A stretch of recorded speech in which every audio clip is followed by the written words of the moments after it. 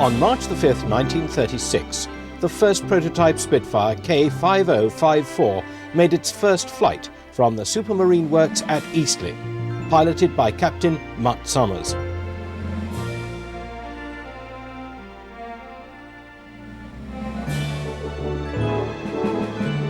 On May the 6th, 1996, at the Imperial War Museum at Duxford in Cambridgeshire, an airshow took place to celebrate the 60th anniversary of R.J. Mitchell's classic fighter. An amazing 21 Spitfires were due to take part in one of the largest gatherings of Spitfires since the end of World War II.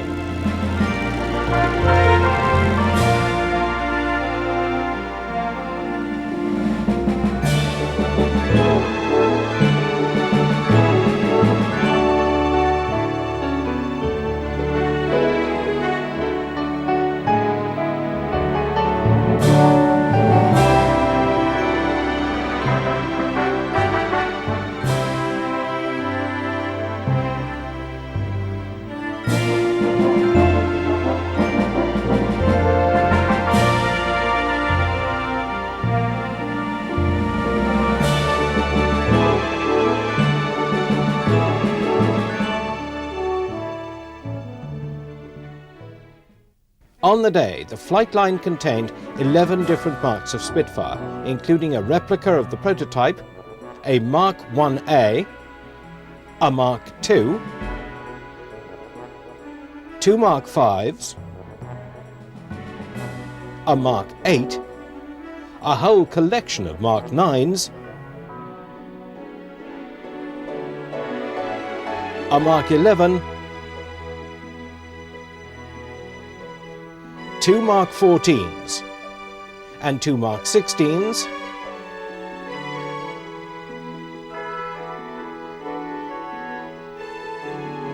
a Mark 19 and finally a Mark 24. Amazingly, 19 of these aircraft were capable of flight. Only the prototype replica and the Mark 24 were static examples. With the finale due to feature a 14 Spitfire scramble, the day held much promise.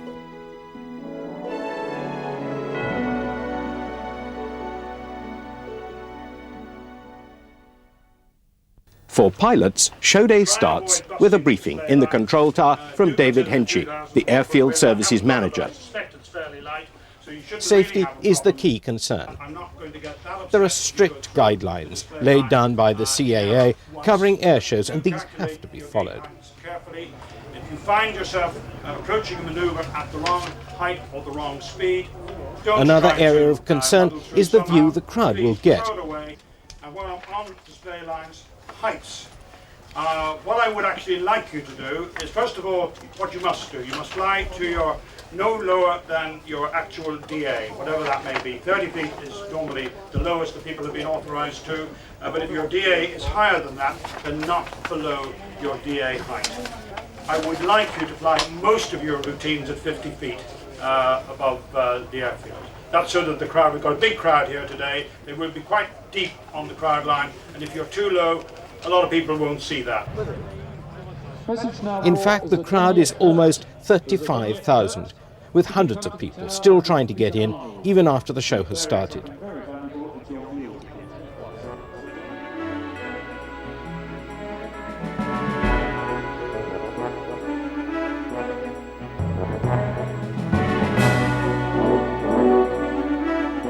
While the pilots are being briefed, the ground crews are hard at work, preparing the aircraft for their displays.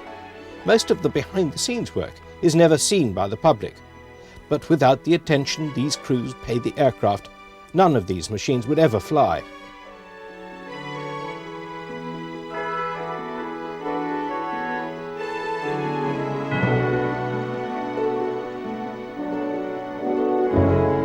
With the briefing over, pilots begin to walk out to their aircraft to prepare for their displays. Every element of the display has to be carefully worked out, especially the difficult formation sequences.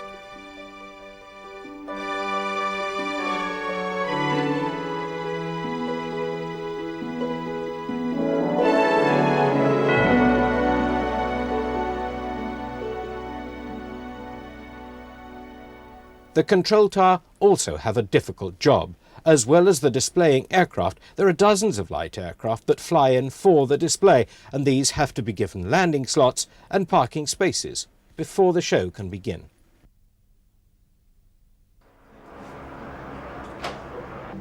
Plastic 4, take over your discretion 0205 to 10. At least one veteran of World War II would be taking to the skies in a Spitfire on the day.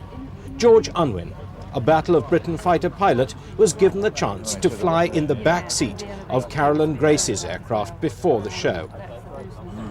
RPM's in the same similar position, though not the right angle.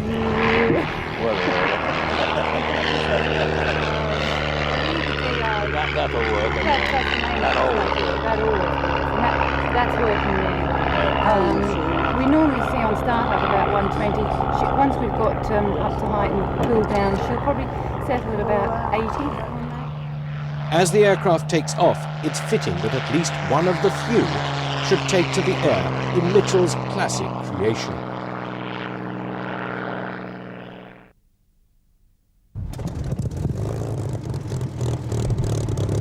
The first Merlin engines crackled into life, signifying the start of the afternoon's displays.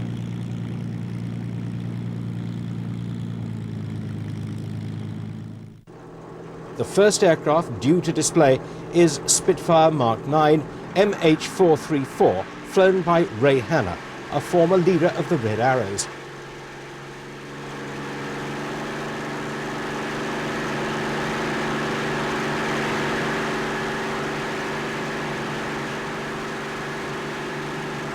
Ray first flew this Spitfire in 1970 and has flown it almost continuously for the last 26 years. This gives him a unique view on the qualities of the aircraft. It's still, of all the so-called warbirds, it is still the most pleasant of any to fly. It's a pilot's airplane. It has no vices. Well, it has, the shape in itself has a certain charisma to it, I think, that no other World War II airplane has. And the fact of the matter is that the handling is purely delightful, particularly at low and medium speeds. At very high speeds, the ailerons are maybe a little bit heavy. But over and above that, it's a very difficult airplane or fighter to fault.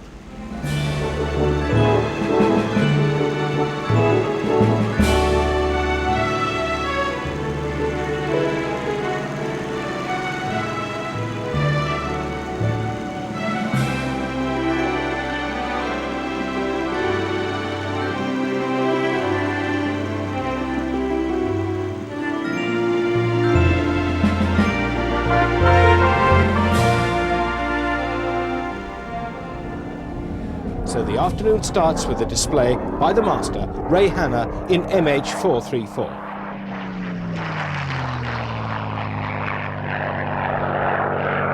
Of all the surviving airworthy Spitfires, MH434 is probably the best known. It's appeared in countless films, including The Battle of Britain and Operation Crossbow. Built in 1943, this aircraft flew with 222 Natal Squadron at Hornchurch in Essex. It scored a number of kills in its operational career, as well as the RAF. It served with the Royal Netherlands Air Force and the Belgian Air Force too.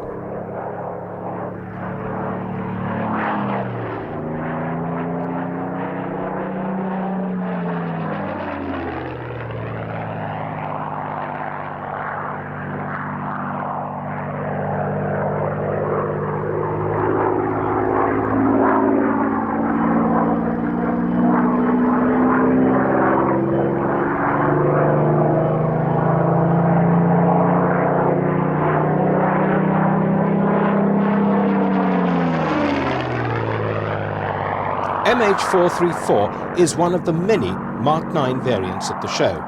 The Mark IX was produced as a response to the Focke-Wulf 190, which was superior to earlier marks of Spitfire. When the 9 first entered service, the Luftwaffe's pilots still thought they were earlier Spitfires and got a great shock when the aircraft matched and, in some respects, bettered the performance of the 190.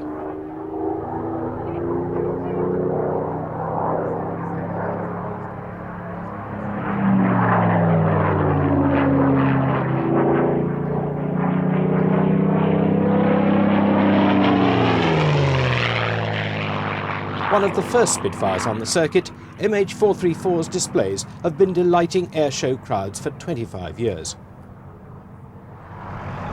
Ray Hanna is acknowledged by other pilots as the master of the Spitfire display. His manoeuvres always display a precision that makes his routine unique.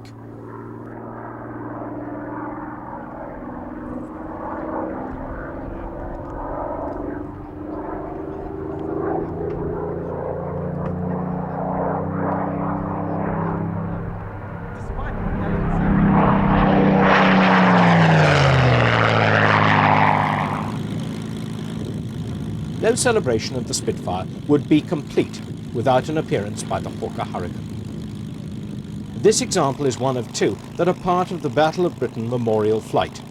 The other one is currently undergoing restoration to flying condition.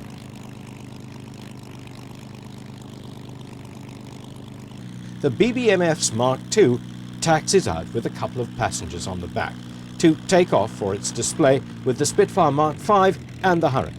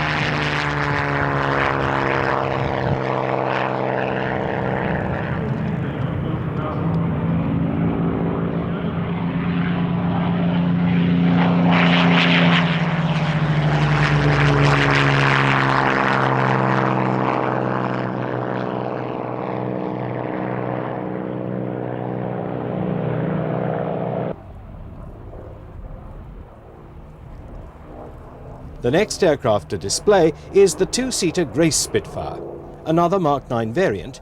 This aircraft was meticulously restored by Nick Grace and first flew again in 1985.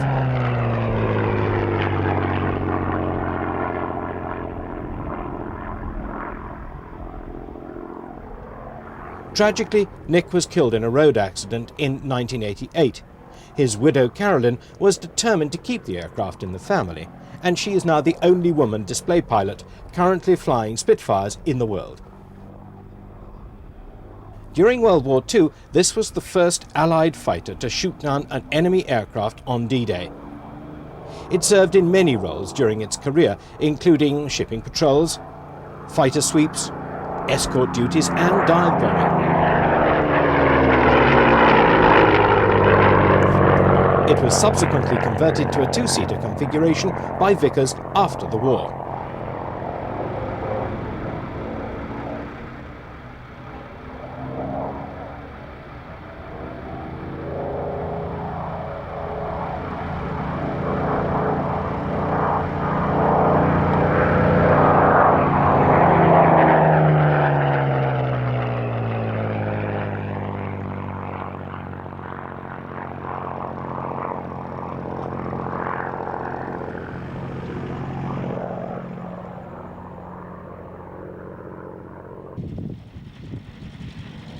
Next came the Gloucester Gladiator and the Bristol Blenheim in its new colour scheme for 1996.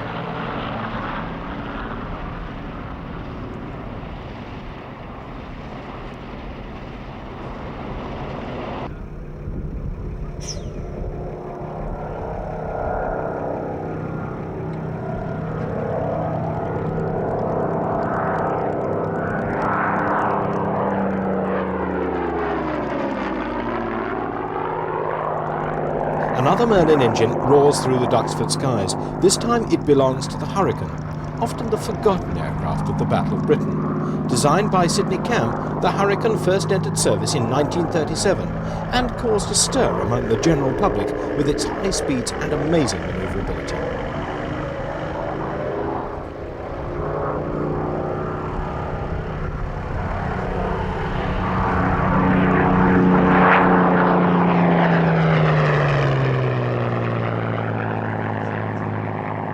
The Hurricane was a superb fighter and more than a match for the early Messerschmitt 109s. Along with the Spitfire, the Hurricane was the mainstay of the beleaguered RAF during the crucial Battle of Britain. It destroyed more enemy aircraft than all other British defences put together, whether on the ground or in the air.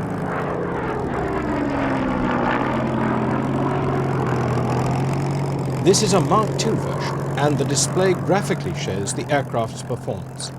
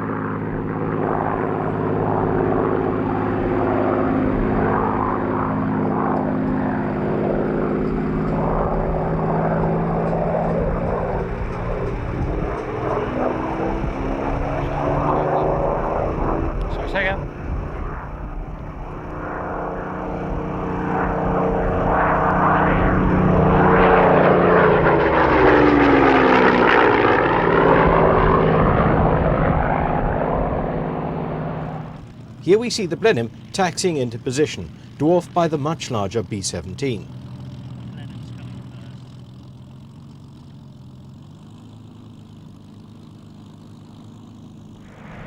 Next to display are the Spitfires, Mark II and Mark V of the BBMF.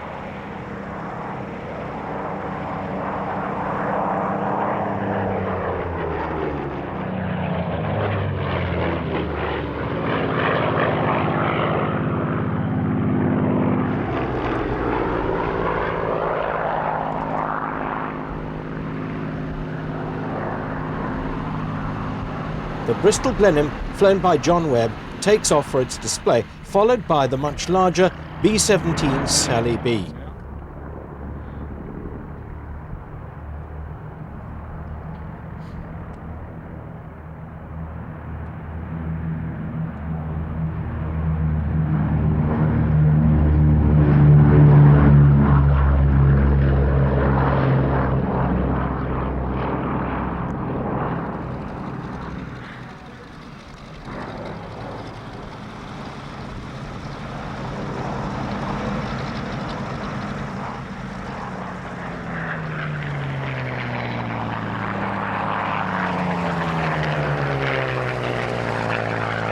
This Mark II is acknowledged to be the world's oldest airworthy Spitfire. It was the 14th of nearly 12,000 to be built at the Castle Bromwich Works in Birmingham. It too was a star of the film The Battle of Britain. Because it was an early Mark, it was used extensively during the filming and features heavily in the film.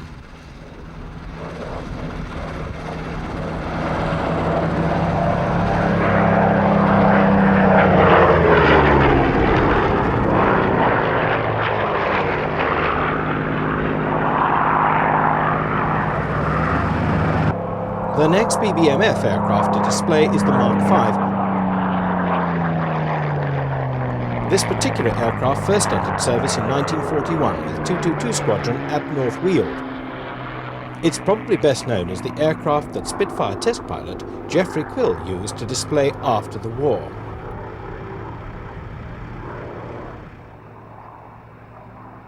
These aircraft are affectionately known as baby Spits and are kept in immaculate condition by ground crews at RAF Coningsby in Lincolnshire.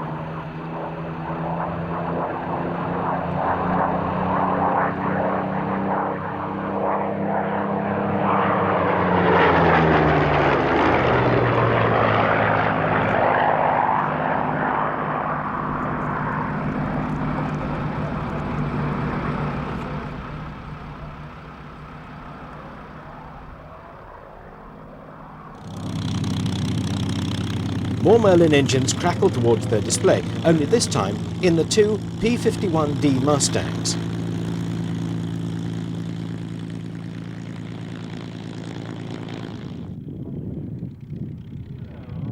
These are followed by the Fighter Collection's P-63 King Cobra. The final flyby from the BBMF is a tribute to the Battle of Britain, with two Spitfires and a Hurricane. A truly memorable sight.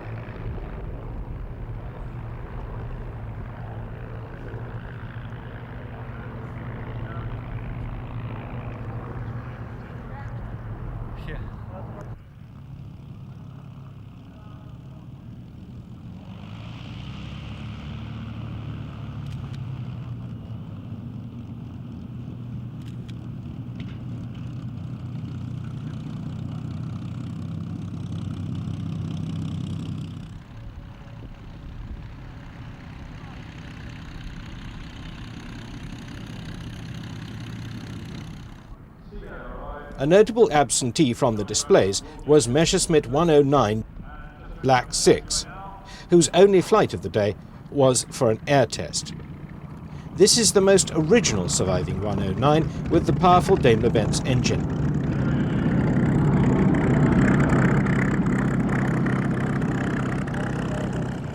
A remarkable restoration of one of the century's most powerful fighters and the only true enemy presence at the show.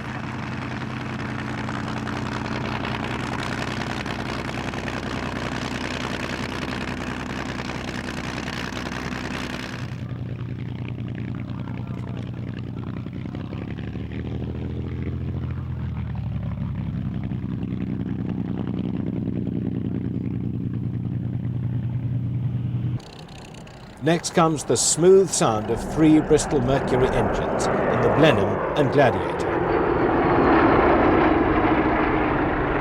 Both these aircraft are the only flying examples left of their type.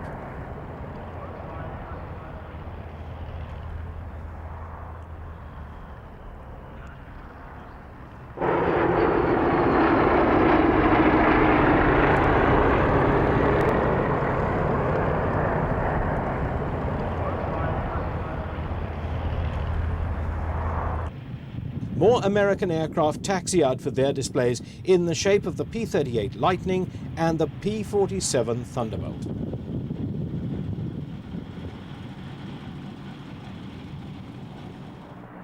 Another flypast from this unique formation, which unfortunately should have included another Mercury engine in a Westland Lysander, but it experienced starting difficulties and was unable to display.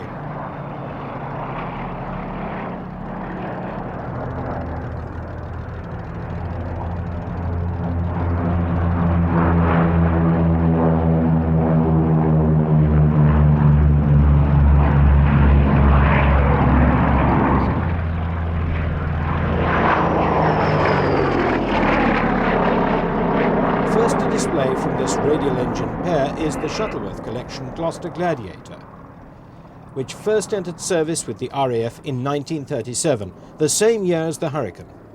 Superbly manoeuvrable, the Gladiator saw action in the Norwegian campaign and in the defence of Malta.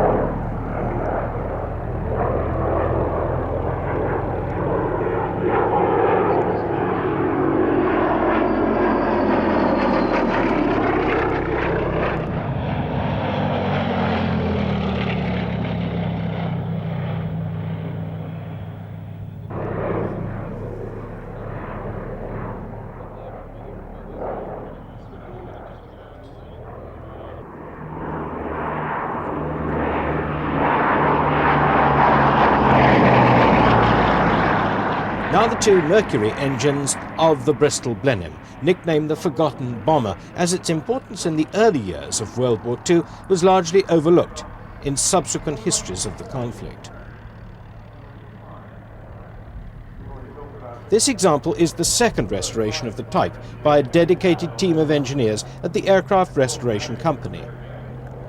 The first restoration was destroyed in a crash just a few weeks after it first flew, and amazingly, the team decided they would restore a second aircraft to flying condition.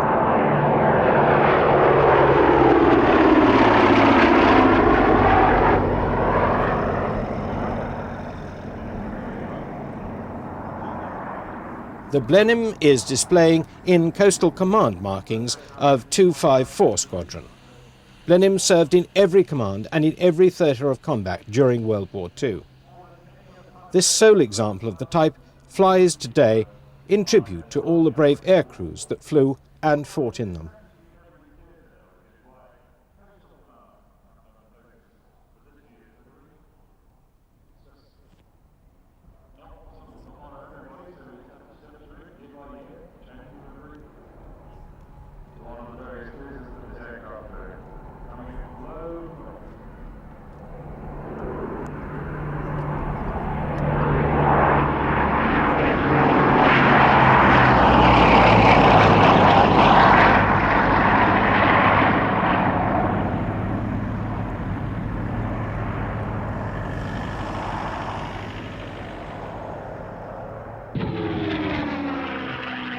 This is Squadron Leader Paul Day of the BBMF getting into the flight's Mark 19 Spitfire in preparation for the next display.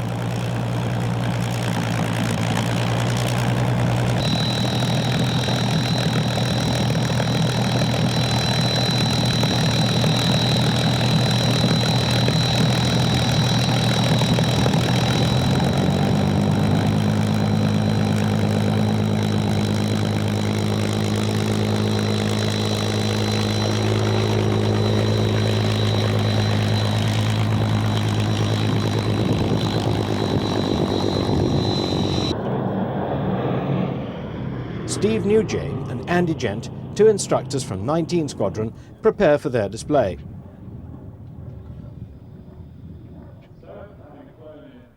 Last year, they became the first 19 Squadron pilots in decades to fly a Spitfire. The significance of this is that in August 1938, 19 Squadron, then based here at Duxford, became the first RAF squadron to operate Spitfires.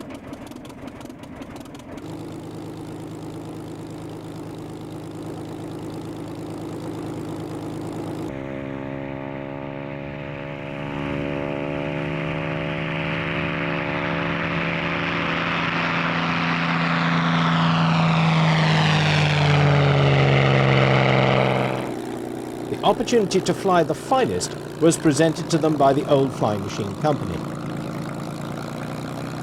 They both flew the PR Mark 11 Spitfire belonging to Chris Horsley, only one of two examples of this mark in flying condition.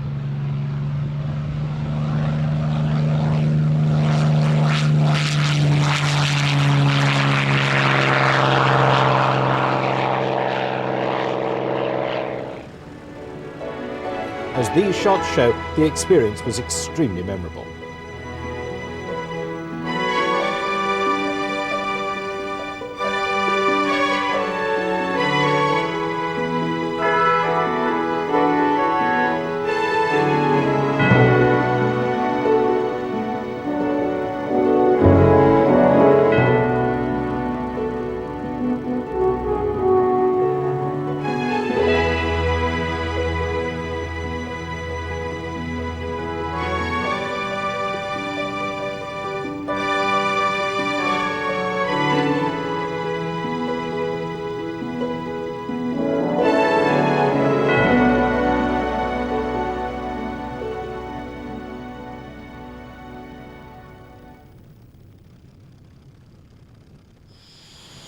Back of the show, the two Hawks and the Spitfire 19 prepare to take to the skies in a tribute to 19 Squadron.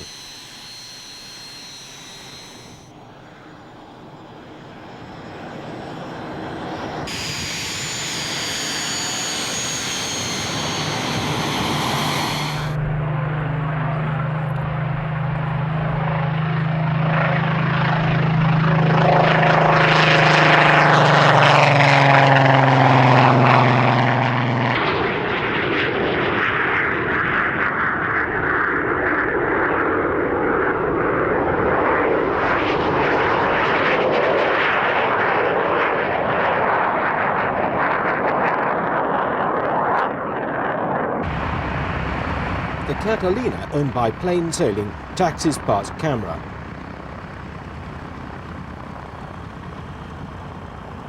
Flown by Paul Warren Wilson and John Romaine, who is normally in the pilot's seat of the Blenheim.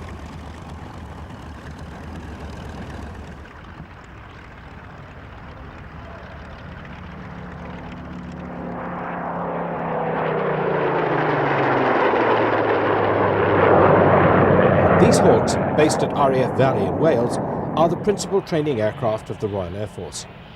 They'll be more familiar to people painted in the colour scheme of the red arrows. The Hawk is also exported to other countries and is also used in the fighter role.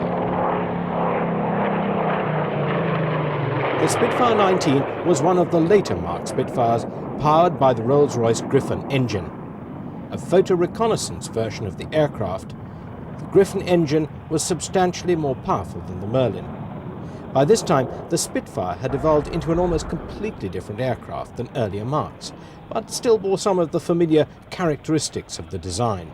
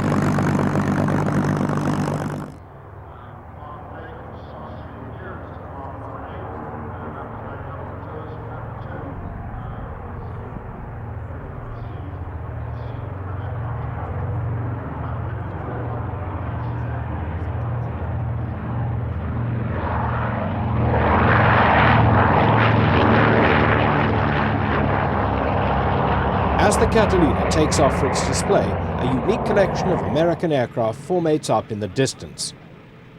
As a tribute to the 8th Air Force, who operated out of Duxford during the Second World War, a formation including a B-17, P-38, two P-51s, P-38 and P-47 prepared to perform a memorable flypast.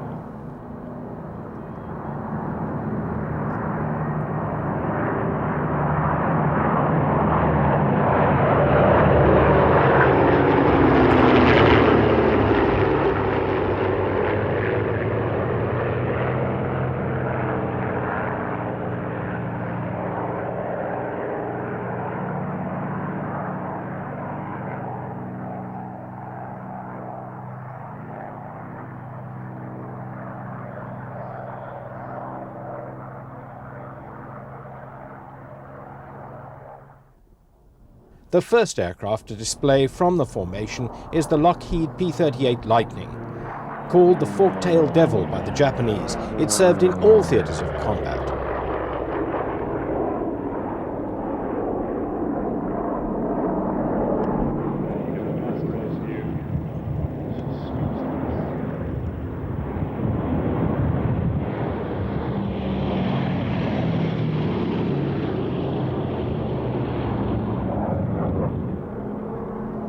This is a P-38K variant and is owned and operated by the Fighter Collection based here at Duxford.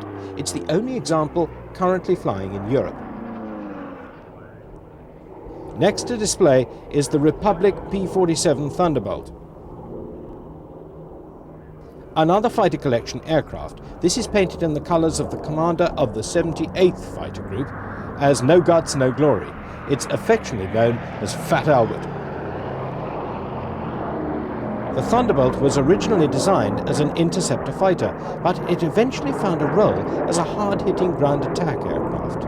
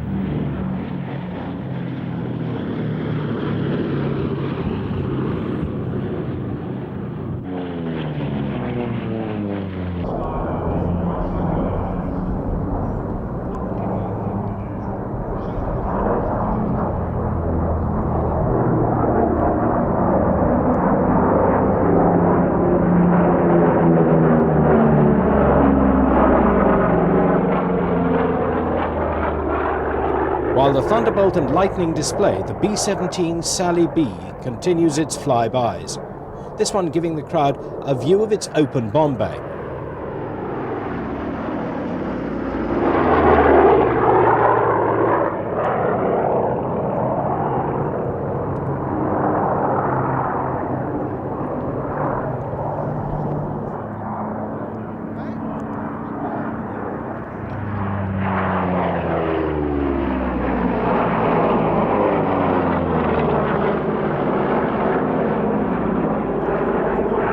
Although it looks as if the Sally B has a problem, in fact this is the smoke system, fitted for its work on the film Memphis Belle.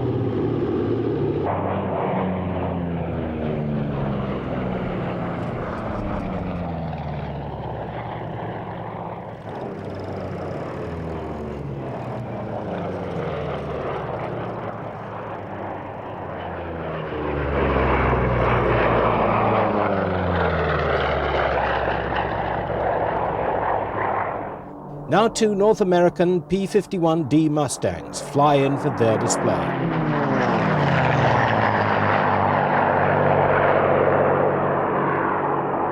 The first aircraft is another part of the Fighter Collection and wears the colours of the 362nd Fighter Squadron of the 8th Air Force. It has the personal markings of Lieutenant Moose Beecroft, who flew the aircraft here in the UK during World War II.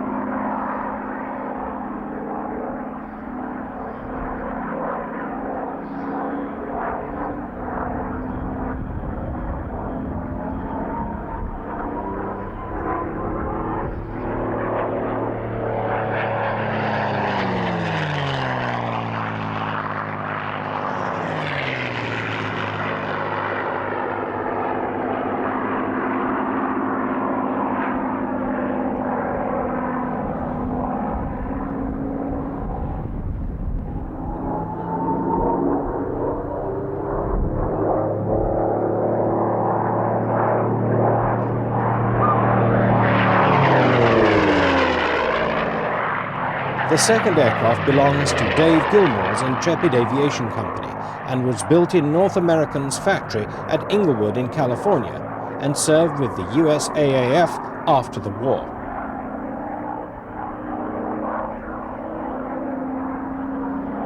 The Mustang was originally developed to meet the requirement of an advanced fighter for the RAF. Like the Spitfire, it's a classic example of design with aerodynamic innovations, such as the laminar flow ring. Originally fitted with an Allison engine, its performance decreased significantly at altitude. This is obviously not a desirable characteristic for a fighter, so it was decided to try fitting the Merlin engine to the airframe. The results of early testing showed the Mustangs to be capable of speeds of 440 miles per hour. This so impressed the USAAF that it started ordering Mustangs in large quantities.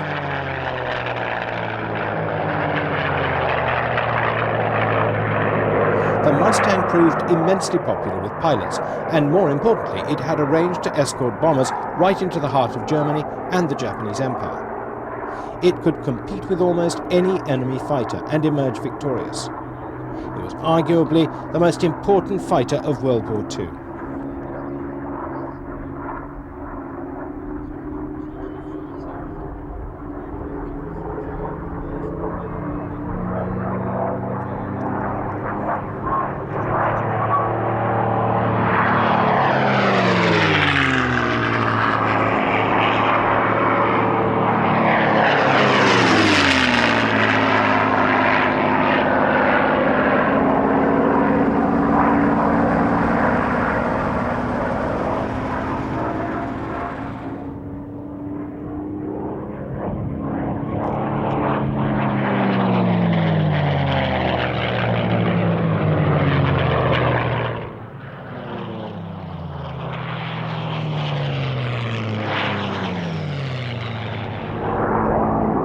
The final American fighter to display is the Bell P-63 King Cobra.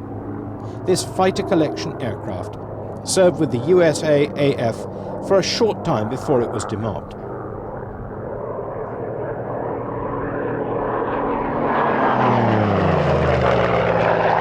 In the late 1940s, it took part in the Bendix Air Races, a fate reserved for many World War II American aircraft types. This aircraft flew again after intensive restoration in 1994, and it's the only example of its type flying in Europe.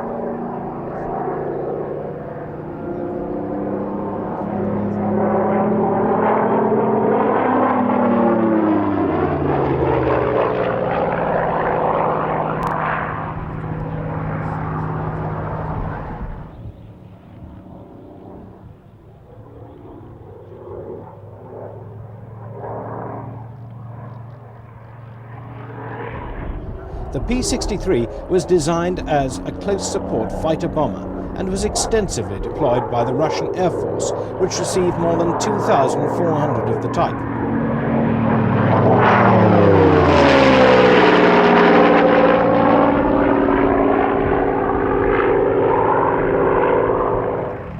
The Boeing B-17 Flying Fortress is probably the best-known bomber of World War II. Unfortunately, during daylight operations, their losses were high. They were vulnerable to head-on attack by German fighters.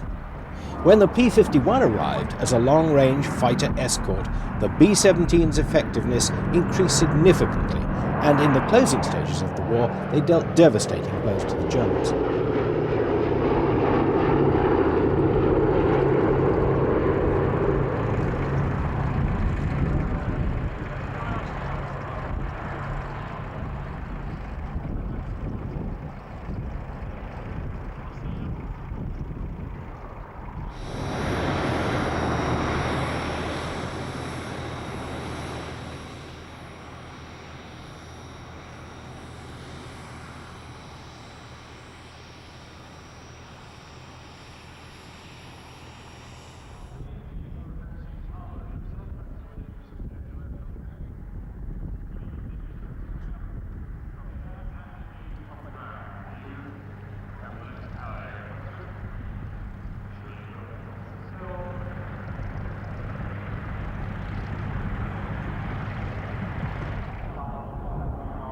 A welcome sight to many a downed Spitfire pilot in the sea must have been this one, the consolidated PBY Catalina.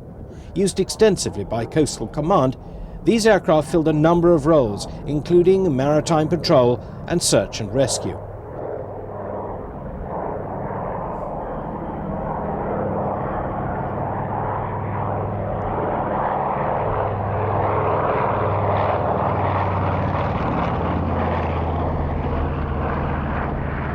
Its enormous wingspan of over 100 feet contained fuel tanks to give it an amazing range, over 2,500 miles, and it could stay aloft for over 20 hours at a time. This example is painted in the colours of 210 Squadron aircraft, in which Flight Officer J.A. Cruikshank earned a Victoria Cross after pressing home an attack on a U-boat in July of 1944.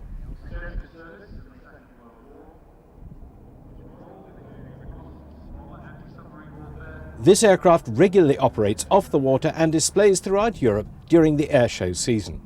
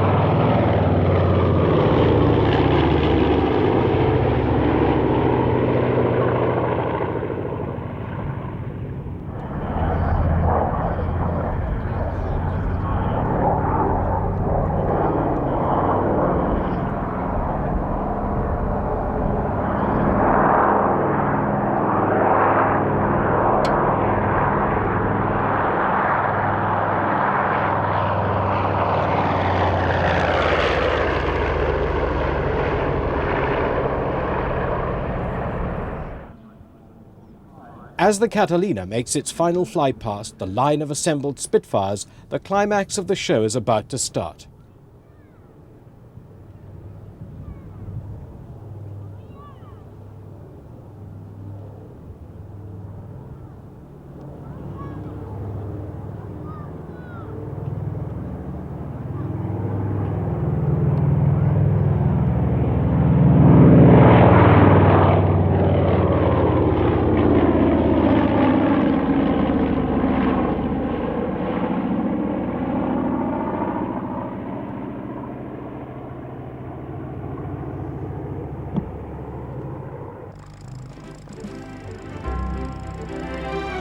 A lone Messerschmitt 108 strafes the airfield, and 14 of the Spitfires get the order to scramble to intercept the intruder.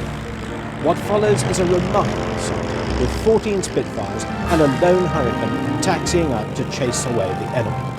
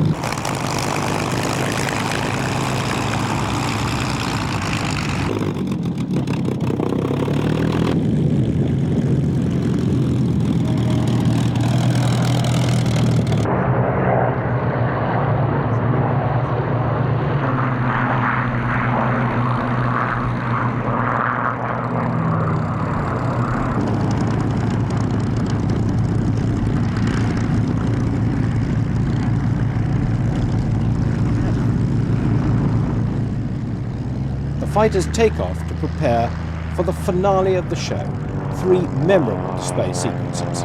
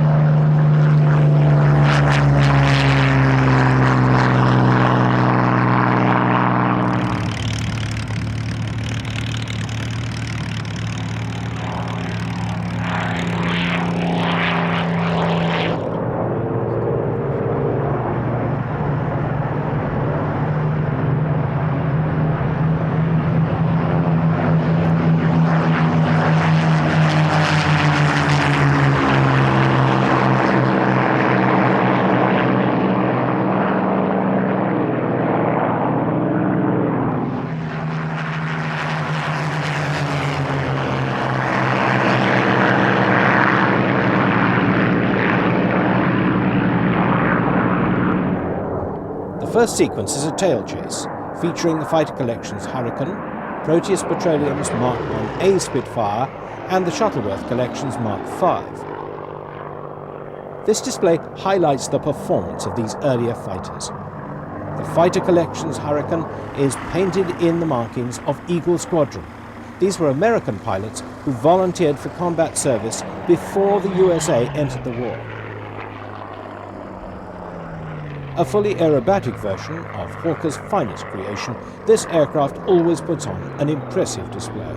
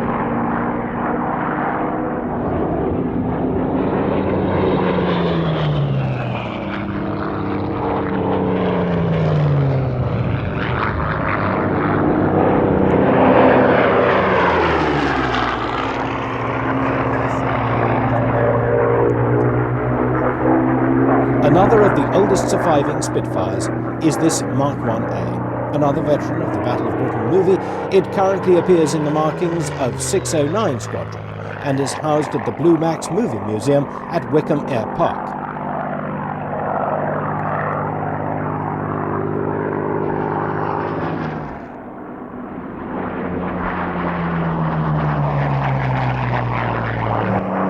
The Mark 5C is yet another Battle of Britain movie star and is in a clipped-wing version of the fighter. This increases its roll rate.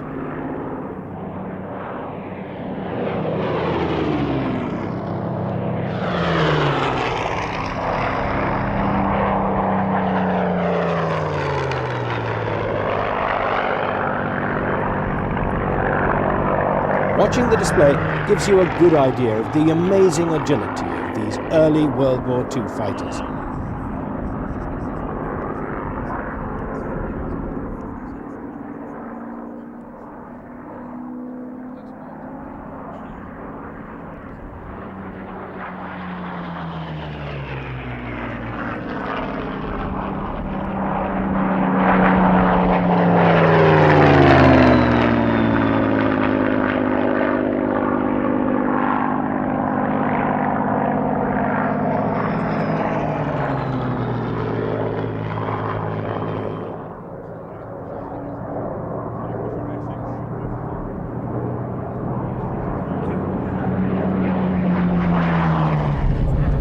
Next to display are the later marks of Spitfire. 1 Mark 9, 2 Mark 14s, all owned by the Fighter Collection.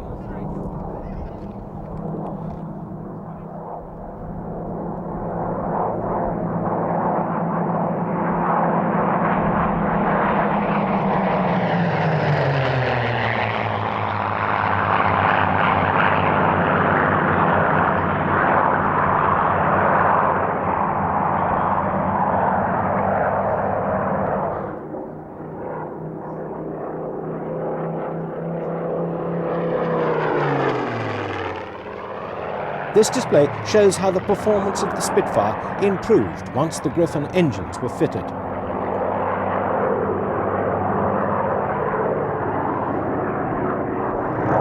TFC's first Mark 14 is a low-back version and is painted in the silver colours of 2 Squadron of the post-war RAF.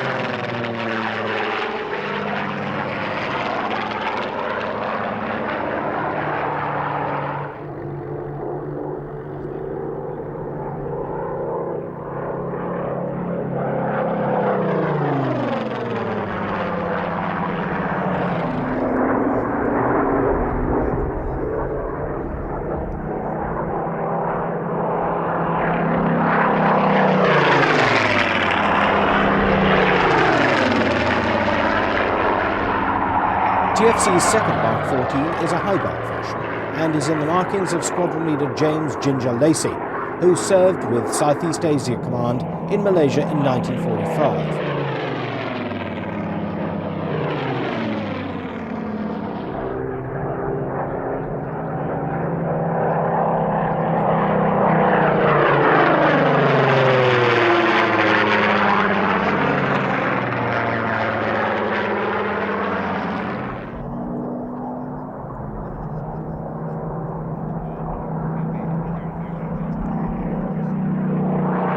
The final aircraft is a clip-wing LF Mark 9. It was one of the first aircraft to land in France after D-Day and has a number of kills to its credit, including 2 109s.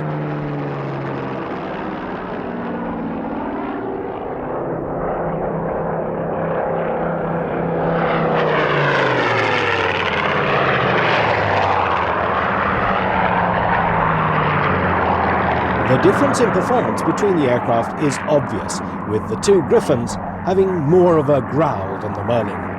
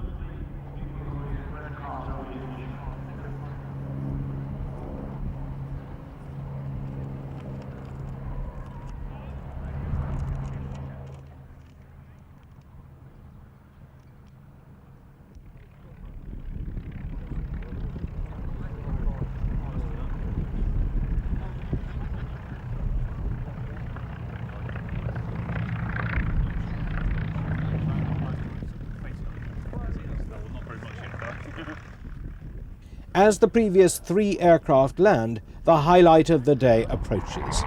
A formation of 9 Spitfires led by Ray Hanna in MH434.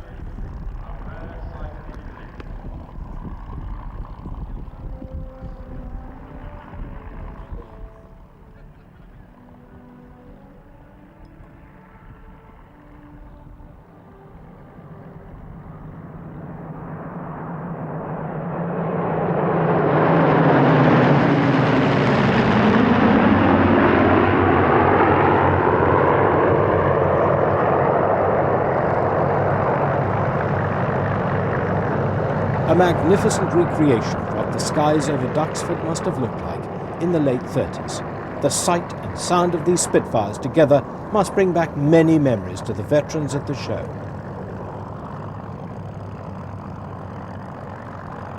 There are more Spitfires flying today than at any time since the 50s, and their numbers are increasing annually.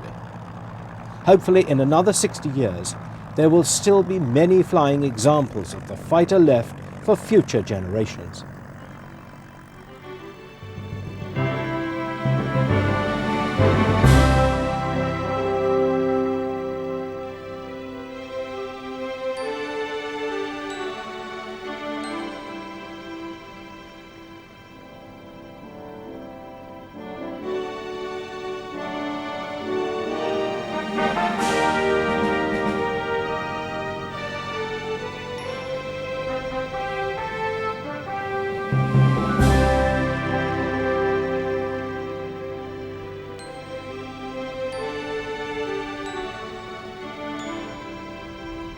The formation is still recognisable in the distance, as the distinctive shape of the Spitfire is silhouetted against the unchanging landscape of Cambridgeshire, giving the crowd a unique view.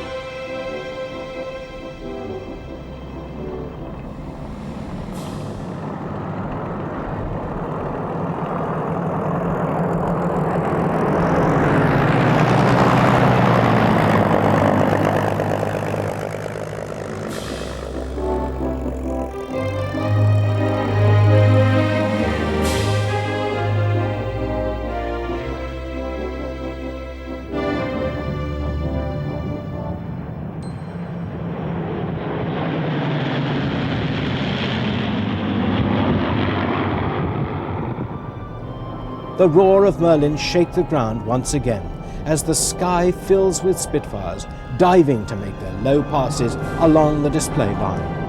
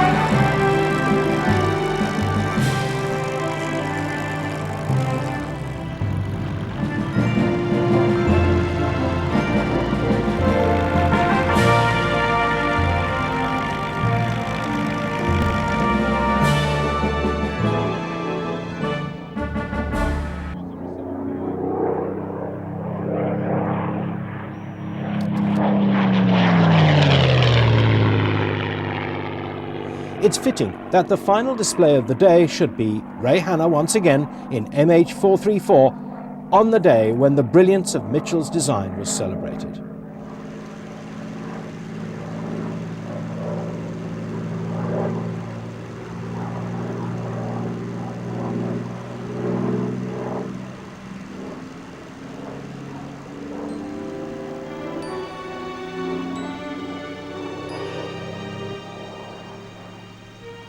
It's important to remember the brave pilots and ground crew that flew and supported these aircraft during World War II.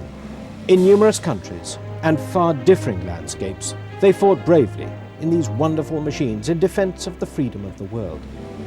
So many of them gave up their lives, but they will not be forgotten when so many of these aircraft survive to remind us of their heroism and sacrifice. During the war, William Walton wrote a piece of music especially for the Spitfire to spur on the workers in the factories building the aircraft. It's a suitable ending to a celebration of the world's best-known fighter aircraft, the Spitfire.